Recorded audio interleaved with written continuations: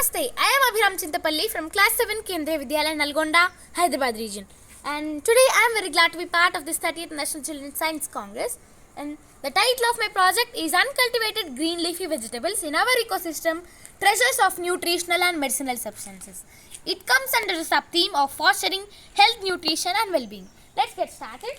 Edible biota are natural rewards from the ecosystem we live in. Our ecosystem bestows us a lot of things, including the food we eat. Uncultivated green leafy vegetables are an integral part of our traditional Indian food system, since they are rich in nutrients which help in our body functions. So, what are uncultivated green leafy vegetables? They are wild plant species which grow naturally without any human interference. They grow here and there as weeds in open spaces and wilderness. So, what is the significance of them? They are low cost yet, and they are sometimes available for free of cost, as they are found in our immediate vicinity. They are free from pesticides and chemical fertilizers, and they contain many nutrients, especially micronutrients like iron, calcium, zinc, magnesium, etc. They also have many medicinal values. And let us move on to the next chart. What are micronutrients? Micronutrients are vitamins and minerals needed by our body in very small quantities which help in our body functions. And deficiency of micronutrients is a big burden to the society in our country as well as in the world. You may be wondering how all this stuff is related to our project. Consuming uncultivated green leafy vegetables may provide a sustainable solution for micronutrient deficiencies. So this is how we have formulated our hypothesis, that is, uncultivated green leafy vegetables in our ecosystem are treasures of nutritional and medicinal substances.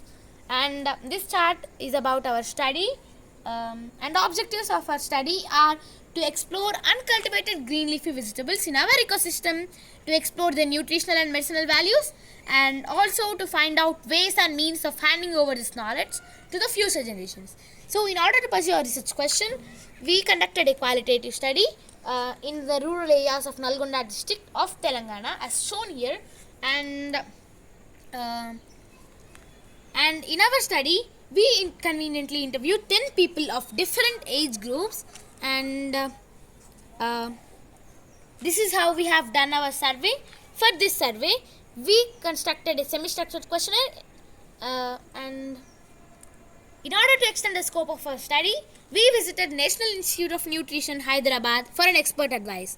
There we interacted with nutrition scientists and obtained valuable inputs from them. We also submitted the made samples of uncultivated green leafy vegetables for chemical analysis, and whose results are yet to come. And we also collected twigs for herbarium that I am going to show it to you. These are the nutritional values, and these are the medicinal values of this plant, Kodijuttukura. And moving on to the next chart, this chart is the results. And after our interviews and after our study, we analyzed the data properly, and we extracted several themes as shown here. And these are the most important and interesting themes we have extracted. In our study, we came to know that people in our study area are still consuming uncultivated green leafy vegetables, but they are consuming only few varieties of them, and very rarely due to certain reasons like unavailability due to excessive use of pesticides and herbicides, conversion of open spaces into residential areas, and etc.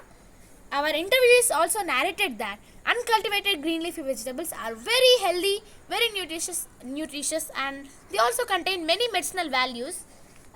Few of them are illustrated here. Uttaraini plant is used to treat paralysis. Guntakalagaraku is said to cure neurological disorders, is healing wounds and prevent early grey hair, and many more.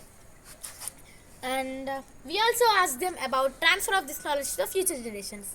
All our interviewees joined their hands, and all said that this knowledge should be transferred to the posterity as they are very beneficial. And they also suggested certain ways like usage of mass media and including this knowledge in the textbooks. And some suggested that undertaking field visits and showing them to recognize the plant and live demonstration of recipe may create awareness among students like us. and nowadays social media. And last but not least, wild plant species provide diversity to food security, nutrition security, income generation, and reinforce culture. We can revive and revisit these traditional local edible biota, and government may also take steps to prevent I'm sorry